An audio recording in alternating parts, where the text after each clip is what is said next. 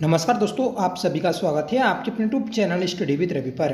दोस्तों, आज की इस क्लास में हम उत्तराखंड वीकली करंट अफेयर्स पढ़ने जा रहे हैं। फ्रेंड्स, इस वीक में जितने भी उत्तराखंड करंट अफेयर्स के क्वेश्चन बने हैं वह सभी हम अपनी इस क्लास में पढ़ेंगे और हर एक क्वेश्चन को डिटेल से जानेंगे, जिससे आपको क्वेश्चन अच्छे से क्लियर हो जाए और आपका क्वेश्चन से रिलेटेड कोई भी डाउट ना रहे।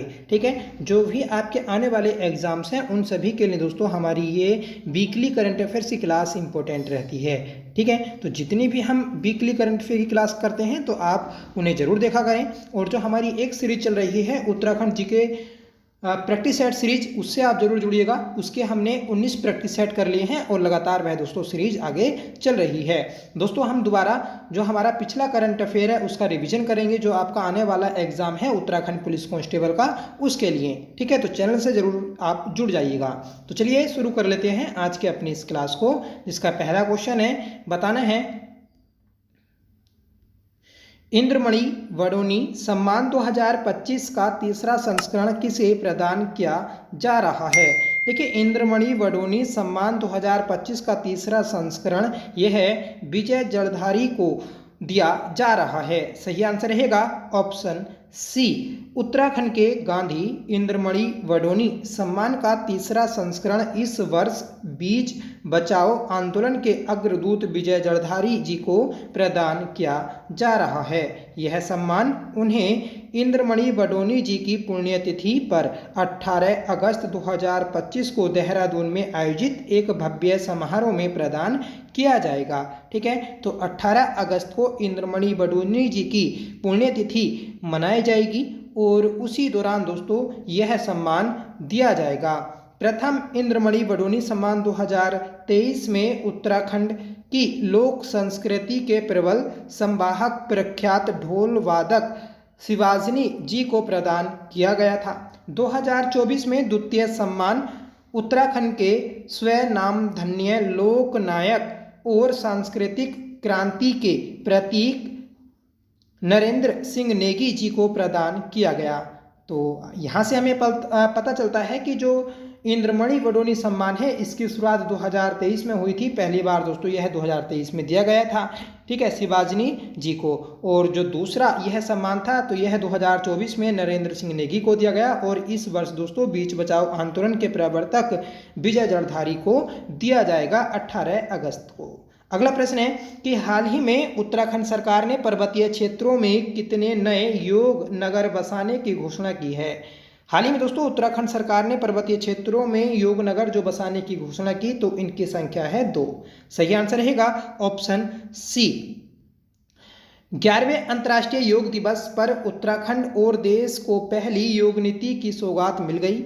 इस दौरान सीएम ने योग नीति का शुभारंभ कर पर्वतीय क्षेत्रों में 2 नए योग नगर बसाने और 2 आध्यात्मिक आर्थिक क्षेत्र स्थापित करने की घोषणा की है। मुख्यमंत्री ने कहा है कि राज्य सरकार का संकल्प है कि वर्ष 2030 तक राज्य में 5 नए योग हब की स्थापना की जाए और मार्च 2026 तक राज्य के सभी आयुष हेल्थ एवं वेलनेस सेंटर में योग सेवाओं की उपलब्धता सुनिश्चित की जाए। ठीक है, तो ये बात आप याद रखिएगा कि उत्तराखंड योग नीति लागू करने वाला देश का पहला राज्य बन गया है। 21 जून को अंतर्राष्ट्रीय योग दिवस मनाया गया, 11वां योग दिवस। ठीक है, और पहली बार दोस्तों ये जो योग दिवस मनाया गया था तो 2015 में मनाया गया था। इस बात को भी आप नोट कर लीजिएगा। ठीक है, और कहाँ पर मनाया गया था, तो ऋषिकेश में। अगला प्रश्न है कि हाल ही में उत्तराखंड सरकार ने प्रत्येक जिले में कितने आदर्श गांव बनाने की घोषणा की है। तो हाल ही में उत्तराखंड सरकार ने दोस्तों प्रत्येक जिले में 2 आदर्श गांव बनाने की घोषणा की। सही आंसर रहेगा ऑप्शन बी। ठीक है, सरकोट की तर्ज पर प्रत्येक जिले में बनाए जाएंगे 2-2 आदर्श गांव। मुख्यमंत्री आदर्श ग्राम सरकोट चमोली जिले के गैरसैंण में स्थित गांव की तर्ज पर प्रत्येक जिले में 2 आदर्श गांव बनाए जाएंगे। ठीक है, तो जो सरकोट गांव है ये दोस्तों चमोली जिले में स्थित है, जिसे आदर्श गांव के रूप में फिट गांव की संज्ञा दी गई है। मतलब फिट गांव के रूप में इसे दोस्तों अब विकसित किया जा रहा है। प्रत्येक जिले में बनाए जाने वाले आदर्श गांवों में कृषि, बागवानी, पशुपालन, मौन पालन, दुग्ध विकास, मशरूम उत्पादन के साथ ही समग्र सामाजिक व आर्थिक विकास के लिए एकीकृत प्रयास किए जाएं। स्थानीय स्तर पर उत्पादित सौर ऊर्जा के माध्यम से इन गांवों को रोशन करने की व्यवस्था करने के निर्देश दिए गए। मतलब ये जो आपके आदर्श गांव होंगे तो इन्हें दोस्तों सौर ऊर्जा के माध्यम से रोशन किया जाएगा। ठीक है, तो एक तरीके से दोस्तों आपका सौर ऊर्जा को भी बढ़ावा मिलेगा। अगला प्रश्न है कि उत्तराखंड के किस स्थान से उत्तर सिंधु सभ्यता काल की लगभग 3500 साल पुरानी ताम्र मानव आकृति प्राप्त हुई है। देखिए, उत्तर सिंधु सभ्यता काल की लगभग 3500 साल पुरानी जो ताम्र मानव आकृति प्राप्त हुई तो वह मेहरा गांव भीमताल से प्राप्त हुई है। सही आंसर रहेगा ऑप्शन सी। उत्तराखंड के नैनीताल जिले के भीमताल स्थित मेहरा गांव से करीब 3500 वर्ष पुरानी ताम्र मानव आकृति प्राप्त हुई है। इस मूर्ति को पद्मश्री पुरातत्ववेता डॉक्टर यशोधर मठपाल ने उत्तर सिंधु सभ्यता काल से संबंधित और ऐतिहासिक बताया है। यह खोज ताम्र निदान मूर्तिकला संस्कृति का उत्तराखंड में पहला और दुर्लभ प्रमाण मानी जा रही है। मूर्ति तांबे से बनी है जिसका वजन 2.4 किलोग्राम, लंबाई 22 सेंटीमीटर और चौड़ाई 28 सेंटीमीटर है। ठीक है, तो याद रखिएगा इस प्रकार के प्रश्न अक्सर पेपर में पूछे जाते हैं। नेक्स्ट क्वेश्चन है कि ऑपरेशन कालनेमी अभियान का मुख्य उद्देश्य क्या है। तो देखिए, ऑपरेशन कालनेमी अभियान का मुख्य उद्देश्य है डोंगी बाबाओं और पाखंड साधुओं की पहचान और गिरफ्तारी करना। ठीक है, आपने अक्सर देखा होगा कि धार्मिक स्थलों पर आपके गांव मोहल्ले में इस प्रकार के डोंगी बाबा घूमते रहते हैं। ठीक है, तो इन डोंगी बाबा और पाखंड साधुओं की पहचान कर उन पर कार्यवाही की जाएगी, इसलिए ये कालनेमी अभियान चलाया गया है राज्य सरकार के द्वारा। उत्तराखंड के मुख्यमंत्री पुष्कर सिंह धामी ने डोंगी बाबाओं और ठगों के खिलाफ सख्त कार्रवाई के निर्देश दिए हैं। इसके लिए ऑपरेशन कालनेमी शुरू किया गया जो धर्म की आड़ में ठगी और पाखंड फैलाने वालों की पहचान और गिरफ्तारी के लिए हैं। इस अभियान के तहत महिलाओं और बच्चों को असामाजिक तत्वों से सुरक्षा दी जाएगी। ठीक है, तो इस बात को आप नोट करिएगा। राज्य प्रशासन ऐसे फर्जी बाबाओं की पहचान कर उनके विरुद्ध कानूनी कार्रवाई करेगा। इस कदम का उद्देश्य धर्म की मर्यादा की रक्षा और समाज में सुरक्षा व विश्वास स्थापित करना है। इस प्रकार के ढोंगी बाबा दोस्तों आपको हर एक धर्म में मिल जाएंगे, चाहे वह मुस्लिम धर्म हो या फिर दोस्तों आपका ईसाई धर्म हो। ठीक है, अगला प्रश्न है कि अमेरिका में आयोजित वर्ल्ड पुलिस गेम्स 2024 में स्वर्ण पदक जीतने वाली उत्तराखंड की बॉक्सर कौन है। देखिए, अमेरिका में हाल ही में वर्ल्ड पुलिस गेम्स 2024 आयोजित किया गया जिसमें पूनम बिष्ट असवाल ने स्वर्ण पदक जीता है। सही आंसर रहेगा ऑप्शन सी। उत्तराखंड की पूनम बिष्ट असवाल ने अमेरिका में आयोजित वर्ल्ड पुलिस गेम्स 2024 में स्वर्ण पदक जीतकर इतिहास रच दिया। पूनम मूल रूप से नैनीताल जिले के सुंदरखाल गांव की निवासी हैं। वह पिथौरागढ़ एसएसबी सशस्त्र सीमा बल में तैनात हैं।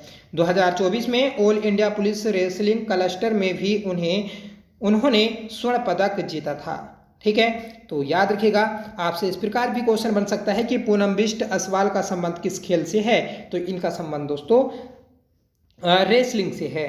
ठीक है, अगला प्रश्न है PGID 2023-24 रिपोर्ट में उत्तराखंड को किस ग्रेड में शामिल किया गया।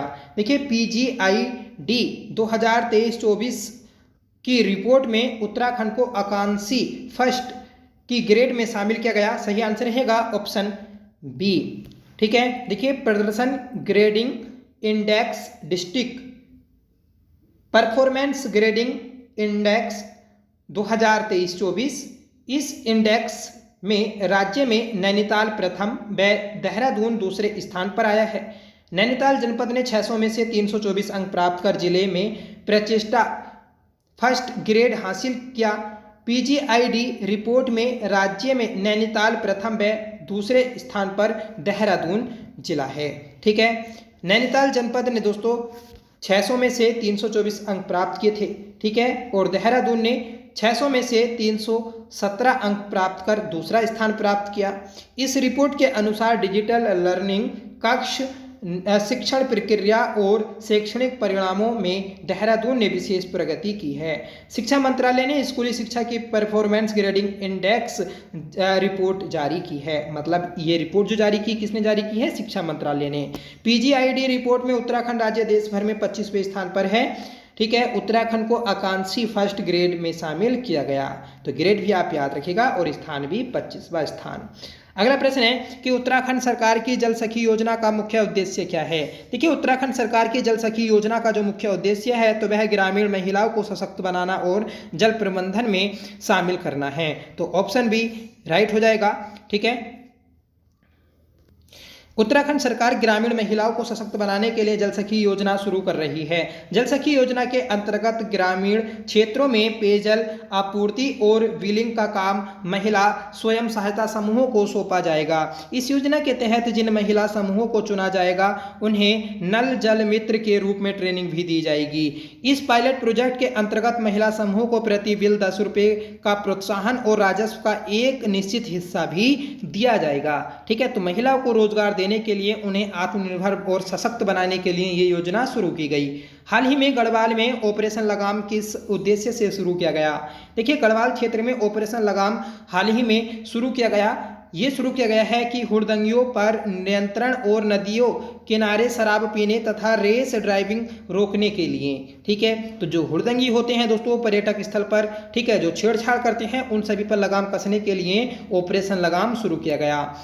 पर्यटन सीजन में हुड़दंगियों पर लगाम लगाने के लिए गढ़वाल के सभी जिलों में ऑपरेशन लगाम शुरू किया गया है। इस अभियान में हुड़दंग करने, नदियों किनारे शराब पीने, रेस ड्राइविंग करने वालों पर शिकंजा कसा जाएगा। 10वां प्रश्न है कि कुमाऊनी कवयित्री देविकी मेहरा को हाल ही में कौन सा साहित्यिक सम्मान प्रदान किया गया? तो देखिए, कुमाऊं क्षेत्र की कवयित्री हैं देविकी मेहरा, जिन्हें मथुरा दत्त मठपाल स्मृति साहित्य सम्मान प्रदान किया गया। सही आंसर रहेगा ऑप्शन सी। ठीक है, तो कुमाऊनी कवयित्री देविका मेहरा को चौथा मथुरा दत्त मठपाल स्मृति साहित्य सम्मान दिया गया। यह सम्मान हल्द्वानी स्थित आनंदा एकेडमी डहरिया में एक भव्य कार्यक्रम में प्रदान किया गया। यह सम्मान कुमाऊनी भाषा साहित्य में योगदान देने साहित्यकारों को प्रदान किया जाता है। कार्यक्रम में दूध बोली पत्रिका के जुलाई-सितंबर 2025 अंक का विमोचन भी हुआ, जो कवि गोपाल दत्त भट्ट पर केंद्रित है। देविकी मेहरा ने हिंदी और कुमाऊनी में कविता, गीत, उपन्यास सहित अनेक विधाओं में रचनाएं की हैं। ठीक है, उनकी प्रमुख कृतियों में प्रेमांजलि, स्वाति, नवजागृति, सपनों की राधा, आखिरी पड़ाव, निसास, यादों की बरियात और प्राण पुतुर, ये सभी जो हैं दोस्तों इनकी प्रमुख रचनाएं हैं, याद रखिएगा। अगला प्रश्न है कि मुख्यमंत्री सौर स्वरोजगार योजना से जुड़ी महिलाओं को क्या नाम दिया गया है? देखिए, मुख्यमंत्री सौर स्वरोजगार योजनाओं से जुड़ी महिलाओं को सौर सखी नाम दिया गया। सही आंसर रहेगा ऑप्शन सी। उत्तराखंड सरकार के मुख्यमंत्री सौर स्वरोजगार योजना से जुड़ी महिलाओं को सौर सखी नाम दिया जाएगा। इस योजना के तहत राज्य में अब तक 250 मेगावाट सौर ऊर्जा उत्पादन का लक्ष्य पूरा किया जा चुका है। वर्ष 2027 तक 2500 मेगावाट सौर क्षमता हासिल करने का लक्ष्य रखा गया है। तो 2027 तक कितना टारगेट है आपको नोट करना है, 2500 मेगावाट का। ठीक है, 12वां प्रश्न है कि हाल ही में किस राज्य ने देश की पहली योग नीति योगा पॉलिसी लॉन्च की है? देखिए, तो ये की है अपने उत्तराखंड ने। सही आंसर है ऑप्शन सी, और ऐसा करने वाला उत्तराखंड देश में पहला राज्य बना है। उत्तराखंड के मुख्यमंत्री ने राज्य की ग्रीष्मकालीन राजधानी भराड़ीसैंण में 11वें अंतर्राष्ट्रीय योग दिवस के अवसर पर राज्य की पहली योग नीति का शुभारंभ किया। साथ ही गढ़वाल और कुमाऊं क्षेत्र में आध्यात्मिक आर्थिक क्षेत्र के निर्माण की भी घोषणा की है। इसका उद्देश्य है दोस्तों कि उत्तराखंड को योग और कल्याण की वैश्विक राजधानी के रूप में विकसित करना है।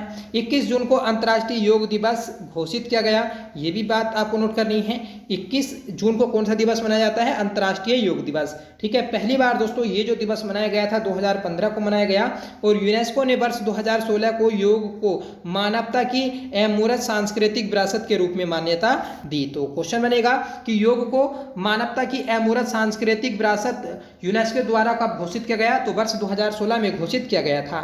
अगला प्रश्न है कि सुंदरलाल बहुगुणा पर्यावरण संरक्षण पुरस्कार 2025 की सरकारी श्रेणी में किसे सम्मानित किया गया? देखिए, सुंदरलाल बहुगुणा पर्यावरण संरक्षण पुरस्कार 2025 की सरकारी श्रेणी में जो सम्मानित किया गया तो वह नगर निगम रुद्रपुर को सम्मानित किया गया है। सही आंसर रहेगा ऑप्शन ए। श्रेणी आपको याद रखनी है, सरकारी श्रेणी। ठीक है, विश्व पर्यावरण दिवस 2025 पर मुख्यमंत्री पुष्कर सिंह धामी ने उत्कृष्ट कार्य करने वालों को सुंदरलाल बहुगुणा पर्यावरण संरक्षण पुरस्कार 2025 से सम्मानित किया। यह कार्यक्रम मुख्य सेवक सदन मुख्यमंत्री आवास में आयोजित हुआ। सरकारी श्रेणी में नगर निगम रुद्रपुर को यह सम्मान मिला, जिससे उपनगर आयुक्त श्रीमती शिप्रा जोशी ने ग्रहण किया। मतलब ये जो पुरस्कार था इसे किसने प्राप्त किया? तो शिप्रा जोशी ने। ठीक है, गैर सरकारी श्रेणी में श्री विजय जड़धारी और श्री प्रताप सिंह पोखरियाल को यह पुरस्कार मिला।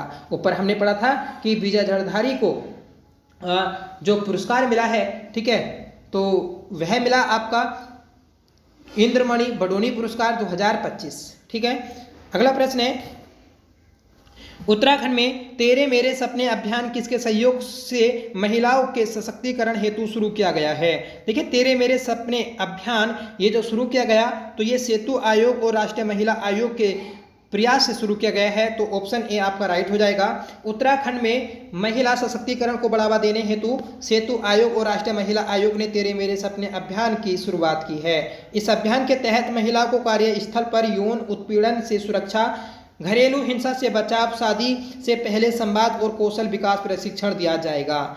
इस योजना का मुख्य उद्देश्य है कि महिलाओं को अधिकारों के प्रति जागरूक करना, कार्यस्थलों पर protection of women for sexual harassment के बारे में जानकारी देना। ठीक है, घरेलू हिंसा को रोकने और युवा महिलाओं को मानसिक रूप से तैयार करना दोस्तों इसका उद्देश्य है। नेक्स्ट क्वेश्चन है, हाल ही में खोजी गई हिमालयन लॉन्ग टेल्ड मायोटिस नामक नई चमगादड़ प्रजाति भारत के किस राज्य में पाई गई? तो ये देखिए, ये जो एक प्रजाति है ये उत्तराखंड में पाई गई। सही आंसर रहेगा ऑप्शन ए। ठीक है, चमगादड़ की प्रजाति है। आपसे ये भी क्वेश्चन बनेगा कि हिमालयन लॉन्ग टेल्ड मायोटिस यह किसकी प्रजाति है जो राज्य में हाल ही में खोजी गई? तो चमगादड़ की एक प्रजाति है। ठीक है, भारतीय वैज्ञानिकों ने उत्तराखंड के केदारनाथ वन्यजीव अभ्यारण्य में एक नई चमगादड़ प्रजाति की खोज की जिसका नाम है Himalayan long tailed myotis. Next question है कि लोक रत्न हिमालय सम्मान से हाल ही में किस जिला अधिकारी को सम्मानित किया गया? तो हाल ही में दोस्तों सम्मानित किया गया है शिवन बंसल को। सही आंसर रहेगा ऑप्शन सी। ठीक है, तो देहरादून के जिला अधिकारी शिवन बंसल को असाधारण निर्णय और उत्कृष्ट कार्यशैली के लिए लोक रत्न हिमालय सम्मान से सम्मानित किया गया। सम्मान समारोह पर्वतीय बिगुल सामाजिक सांस्कृतिक संस्था के 29वें स्थापना दिवस पर आयोजित किया गया। सम्मान के रूप में उन्हें रणसिंघा व ढोल दमाऊ का प्रतीक चिन्ह दिया गया। यह सम्मान उत्तराखंड की लोक संस्कृति और प्रशासनिक सेवा के समन्वय का प्रतीक है। नेक्स्ट क्वेश्चन है कि उत्तराखंड राज्य मंत्रिमंडल द्वारा हाल ही में किस ऊर्जा नीति को मंजूरी दी गई है जिसका उद्देश्य भूतापीय संसाधनों के विकास को बढ़ावा देना है? तो देखिए, हाल ही में उत्तराखंड भूतापीय ऊर्जा नीति 2025 को मंजूरी दी गई जिससे जो भूतापीय ऊर्जा है उसे बढ़ावा मिलेगा। ठीक है, तो उत्तराखंड मंत्रिमंडल ने भूतापीय ऊर्जा नीति 2025 को मंजूरी दी है। इस नीति का उद्देश्य पर्यावरण अनुकूल व आर्थिक रूप से व्यवहार्य भूतापीय संसाधनों की खोज और विकास को बढ़ावा देना है। यह नीति राज्य में स्वच्छ ऊर्जा उत्पादन को प्रोत्साहित करेगी और दीर्घकालिक ऊर्जा सुरक्षा को मजबूत बनाएगी। इस नीति को ऊर्जा विभाग उरेडा, उत्तराखंड अक्षय ऊर्जा विकास अभिकरण और UJVNL उत्तराखंड जल विद्युत निगम लिमिटेड द्वारा मिलकर लागू किया जाएगा। अगला प्रश्न है कि आत्मनिर्भर संगठन पुरस्कार 2024 से किस सहकारी संगठन को सम्मानित किया जाएगा। देखिए, आत्मनिर्भर संगठन पुरस्कार 2024 से जो सम्मानित किया जाएगा तो वह गढ़वाल महिला विकास समिति को सम्मानित किया जाएगा। साधना स्वायत्त सहकारिता पौड़ी, ठीक है, तो इस संस्थान को दोस्तों सम्मानित किया जाएगा इस पुरस्कार से, ठीक है। तो उत्तराखंड की साधना स्वायत्त सहकारिता को आत्मनिर्भर संगठन पुरस्कार 2024 से सम्मानित किया जाएगा। यह पुरस्कार प्रधानमंत्री नरेंद्र मोदी के द्वारा स्वतंत्रता दिवस के अवसर पर प्रदान किया जाएगा। संगठन ने ग्रामीण महिलाओं को आत्मनिर्भर बनाने, स्थानीय संसाधनों के उपयोग और सामूहिक विकास में सराहनीय कार्य किया है, ठीक है। सहकारिता द्वारा संचालित दीदी कैफे पारंपरिक व्यंजनों और स्थानीय रोजगार का सफल उदाहरण है, ठीक है। कैफे में झंगोरा की खीर, मंडुवे की रोटी, गहत की दाल जैसे पहाड़ी व्यंजन परोसे जाते हैं। 2021 में NRLM National Rural Livelihoods Mission, Himmothan Society और टाटा ट्रस्ट के सहयोग से इसकी शुरुआत की गई, ठीक है। तो याद रखिएगा। अगला प्रश्न है कि उत्तराखंड में पर्यटन को बढ़ावा देने हेतु प्रस्तावित हाई अल्टीट्यूड अल्ट्रा मैराथन किस स्थानों के बीच आयोजित की जाएगी। तो ये की जाएगी दोस्तों गुंजी से आदि कैलाश और नीति से मलारी के बीच। सही आंसर रहेगा ऑप्शन सी, ठीक है। तो याद रखिएगा आप कि अल्टीट्यूड अल्ट्रा मैराथन ये इन स्थानों के बीच में आयोजित की जाएगी पर्यटन को बढ़ावा देने के लिए, ठीक है। मुख्यमंत्री पुष्कर सिंह धामी ने हाई अल्टीट्यूड अल्ट्रा मैराथन आयोजन की घोषणा की। कुमाऊं क्षेत्र में यह मैराथन गुंजी से आदि कैलाश और गढ़वाल क्षेत्र में नीति से मलारी तक आयोजित होगी। हिमालयी क्षेत्र में पर्यटन को बढ़ावा देने के उद्देश्य से इस मैराथन की शुरुआत करने का निर्देश दिया गया।